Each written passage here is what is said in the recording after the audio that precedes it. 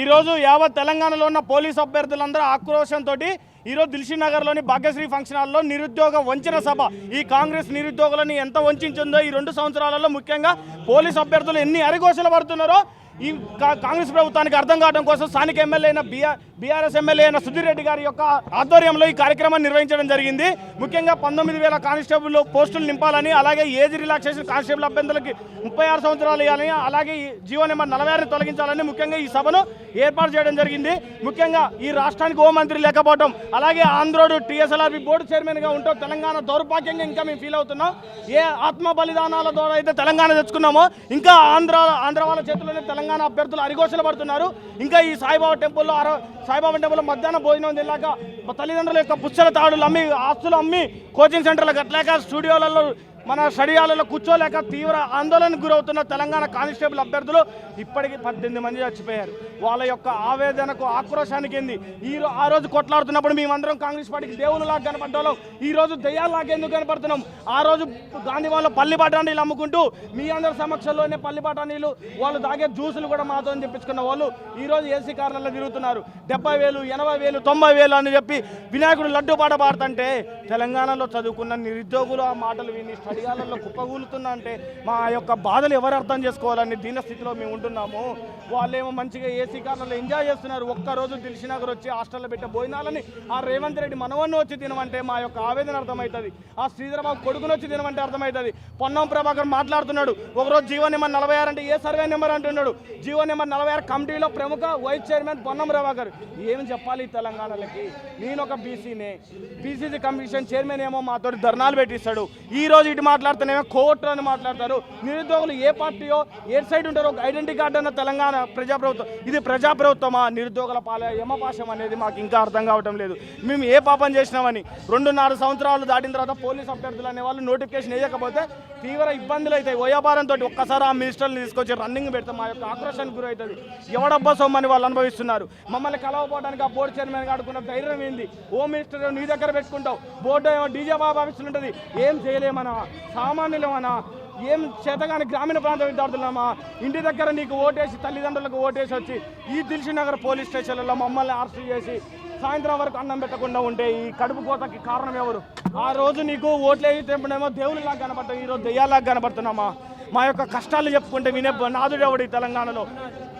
June 2 రోజు notification ఇచ్చినామని చెప్పేసి కొంతమంది కాంగ్రెస్ నాయకులు పాలాభిషేకం చేస్తా ఉన్నారు రేవంత్ రెడ్డి. ఏం నిజంగా వచ్చే నోటిఫికేషన్ పడ్డా? ఏ నాయకుడు చేశాడన్న? కాంగ్రెస్ పార్టీలో రియాజ్ కావచ్చు, దయాకర్ కావచ్చు, కొంతమంది పాలాభిషేకం చేస్తా. నేను మానవతరాయ్ అన్న రోజు మాట్లాడుతున్నాడు కదా, అసలు కాంగ్రెస్ పార్టీకి మానవతరాయ్ అన్న ఓటేసిండా? కాంగ్రెస్ పార్టీకి మానవతరాయ్ అన్న ఓటేసిండా? సూటి ప్రశ్న. ఓటేయలే కదా. ఓటేయని నీకెంత భజన చేస్తే ఓటేసి అధికారంలోకి తీసుకొచ్చి 32 నియోజకవర్గాలు బస్సు యాత్ర చేసి వాగుల వంకల్లో చెమట చుక్కలు గారి నడి నేలపైన అర్ధరాత్రి పూట పండుకొని దాడులు చేసుకున్న మేమెంత ఆక్రోశం ఉండాలి? ఓటేయని నీకే అంత హక్కు ఉంటే ఓటేసిన నాకెందుకు ఉండాలి? ప్రజాస్వామ్యంలో హక్కు ఉండాలి. నా తల్లిదండ్రులకు ఓటేసినాం, మా పార్టీకి గెలవాలని చెప్పి తిరిగినాం. మేము ఓట్లేసి గెలిపించిన ప్రభుత్వాల ఏ పాలాభిషేకాలు చేసాం? మేము కూడా పాలాభిషేకాలు కొన్నామన్నా. మేము కూడా 20 రూపాయల ప్యాకెట్లు, 50 రూపాయల ప్యాకెట్లు కొని రేవంత్ రెడ్డి ఫోటో పెట్టినాం. కానీ 290 పోస్టులు వేసేసరికి ఆ పాల ప్యాకెట్ల ఖర్చు కూడా రాలే. నువ్వు వేసిన పోస్టులు పాల ప్యాకెట్ల రేటు కూడా రాలే. ఏం పాలాభిషేకాలన్నా? సిగ్గు చెరం. మీ యొక్క పదవుల కోసం నిరుద్యోగులను అడ్డు పెట్టుకుని రాజకీయాలు చేయొద్దని ఈ నాయకులు చెప్తున్నాయి. మీకు పదవుల కోసం నిరుద్యోగులను అడ్డు పెట్టుకొని నిరుద్యోగుల మీద మాట్లాడి ఏదో ఫేమస్ కావాలి అని చెప్పి ఫేమస్ అయ్యి నిరుద్యోగుల కడుపు ఎందుకు కొడతారయ్యా? నిజాలు తెలియదా నీకు? ఎవడు పుట్టిన పిల్లల్ని మన పిల్లలని చెప్పడానికి? ముఖ్యమంత్రి మాట్లాడుతూ ఏ రాష్ట్ర ప్రభుత్వాలు వెళ్ళినటువంటి ఉద్యోగులు ఒక సంవత్సర కాలంలోనే ఇచ్చామనేది చెప్తా ఉన్నారు. తన మనవుడి మీద, రేవంత్ రెడ్డి యొక్క మనవుడి మీద ఈ 70-80 వేల ఉద్యోగాలు నేనిచ్చా అని ప్రమాణం చేయమని చెప్పి ఇక్కడ దిల్షుక్ నగర్లో నేలకు అమరవీరుల స్థూపం దగ్గర 4 రాష్ట్రాలు అన్న తెలంగాణ వాళ్ళు చదువుకున్న వాళ్ళన్నా, విజ్ఞానులన్నా, పిహెచ్డి స్కాలర్లు చేసిరన్నా, తెలంగాణ ప్రధానులుగా ఎంతో ఉన్నత శిఖరాలకు ఎదిగిన తెలంగాణ విద్యార్థులన్నా, తెలంగాణ విద్యార్థులకు జ్ఞానం లేని వాళ్ళు ఉస్మానియా యూనివర్సిటీ ఉద్యమానికి ఉన్నది. కానీ ఆ ఉద్యమాల్లో చదువుకున్న వాళ్ళని 70,000-80,000 ఉద్యోగాలు వచ్చినట్టు నమ్మడానికి పిచ్చోళ్ళం అన్న. దేవుడి మీద ప్రమాణం చేస్తాడా? ఆయన కొడుకు మనవడి మీద ప్రమాణం చేస్తాడా? మెస్సీ వచ్చినంత ఈజీ కాదన్న, నీకు పబ్లిసిటీ చేసినంత స్టంట్ కాదు. ఎలక్షన్ల ముందు 40,000 ఉద్యోగాలు వస్తాయి చదువుకోండి అన్న రేవంత్ రెడ్డి. మరి ఇప్పటివరకు ఆ ఉద్యోగాలు వచ్చినా ఏంది అసలు? దానికి సంబంధించి ఏం చెప్తారు? ఈ త్వరలో అనే పదాన్ని తెలంగాణ నుంచి బహిష్కరించాలి. 40,000 ఉద్యోగాలు అన్నారు. అదే అన్న 40,000 త్వరలో అంటారు. త్వరలో అన్న పదాన్ని తెలంగాణ నుంచి బహిష్కరించాలి. త్వరలో అనే పదాన్ని ఎవడన్నా ఉపయోగిస్తే చెప్పు తీసుకొని కొట్టాలి. నిరుద్యోగులను ఇప్పుడు హెచ్చరిస్తున్నాం. త్వరలోనే పదాన్ని అంటే సిగ్గులేదా మీకు అనిపించట్లేదా? మీ మంత్రి పదవుల కోసం మీ కార్పొరేషన్ చైర్మన్ల కోసం ఏమో ఢిల్లీ ఉట్టిన పోతారా? అసలు మీకు ఎవడిచ్చిండ్రా పదవులు? పల్లి పటాన్ని నమ్ముకుంటున్నారు. ఆ రోజు గాంధీ భవన్లో వీడియోలు తీద్దాం. ఆ దమ్ము ధైర్యం ఉంది కాంగ్రెస్ ప్రభుత్వానికి.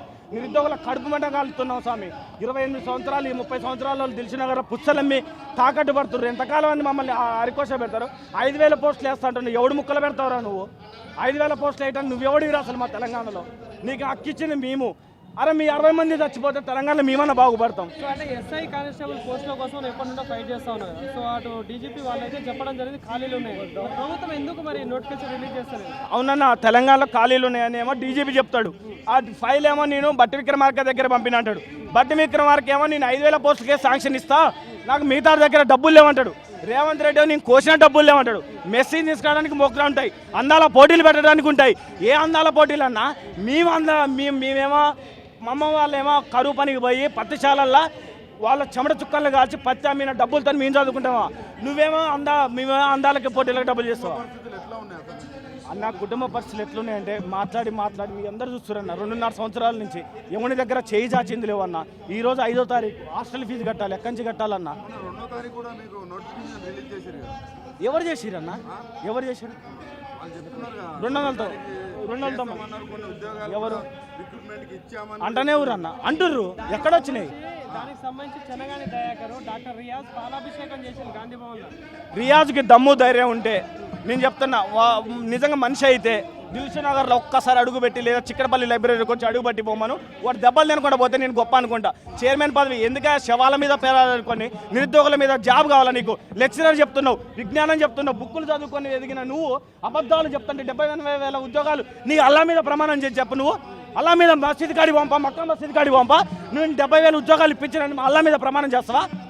సిగ్గు శరం మానవత్వం చదువుకున్న ఇంగిత జ్ఞానం ఒక లెక్చరర్ అండి, ఒక ప్రొఫెసర్ అయి ఉండి అబద్ధాలు ఆడొద్దు. నువ్వు ఒక బోధన చేస్తున్నావు. బోధన చేస్తున్న వాడు గురువు అనేటోడు నిజాలు చెప్పాలి తప్ప అబద్ధాలు చెప్పొద్దు. చెనగాని దయాకర్ అంటున్నారు. చెనగాని దయాకర్ ఏ నిరుద్యోగ సమస్యలు కొట్లాడిండన్న ఆయన అసలు మీరు ఎందుకు హైప్ చేస్తున్నారన్న? నాకు అర్థం కాదు. వాళ్ళు మాట్లాడేది ఏందన్న? అసలు వాళ్ళు మాట్లాడేది ఏంది?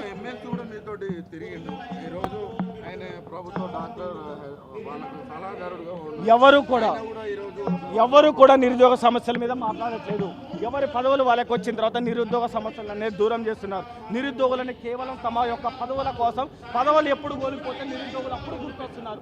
తమ పదవుల కోసం నిరుద్యోగులని ఉద్వేగానికి రెచ్చగొట్టి వాళ్ళు ఆత్మహత్యలు చేసుకునేలాగా ప్రేరేపిస్తున్నారు. కానీ నిరుద్యోగుల ఎస్ మీరు అన్నది కరెక్ట్. ఇందాక నేనేం చెప్పినా మీరందరూ చూస్తున్నారు. నా దగ్గర కాగితము అక్కడ ఉంది. ఇదే మీరే సాక్ష్యం. ఆ రోజు మన కాంగ్రెస్ ప్రభుత్వం మహేష్ కుమార్ గౌడ్ పిసిసి అధ్యక్షుడు ధర్నా చౌక్లో ధర్నా పెట్టండి, ప్రభుత్వం మీద పోటీ చేయండి అని తన అఫీషియల్ లెటర్ మీద ధర్నా పెట్టించిండు. అంటే అది కాంగ్రెస్ ప్రభుత్వం చేపించినట్ట? అది కాంగ్రెస్ ప్రభుత్వం చేపించింది. మహేష్ కుమార్ గౌడ్ మమ్మల్ని రెచ్చగొట్టి మా మీద కేసులు ఏం చేసేసినట్టు ఈరోజు బీఆర్ఎస్ ప్రభుత్వం. అరే బాబు మీ దగ్గర డబ్బులు ఉన్నాయిరా, ఆ రోజు మీరు ఏ ధర్నాలు చేపించారు, మా దగ్గర డబ్బులు లేవు, మేము పోయి ఎవరిని అడుక్కోవాలి, ఎవరిని చేయాలి? మా సాయం చేసిన వాళ్ళందరూ నువ్వు కోవట్లు అంటే ఎట్లా? కార్యాచరణ ఏముందన్న? క్యాలెండర్లు పోయినాయి, 2-3 క్యాలెండర్లు చినిగిపోయినాయి. ఇంకో 2 క్యాలెండర్లు చినిగిపోతే వీళ్ళ బట్టలు చింపుతాం. 2.5 సంవత్సరాలు తింటే ఇంక వీళ్ళ బట్టలు చింపుతాం. ఓకే, ఎవరు? ఒకసారి పోలీస్ పటేల్ అంటాడు, ఒకసారి భూస్వామి కుటుంబం అంటాడు, ఒకసారి రైతు కుటుంబం అంటాడు. ఫస్ట్ ఏ కుటుంబం చెప్తాం, నేను తర్వాత దాని మీద స్పందిస్తాను నిరుద్యోగులు. ఓకేనా?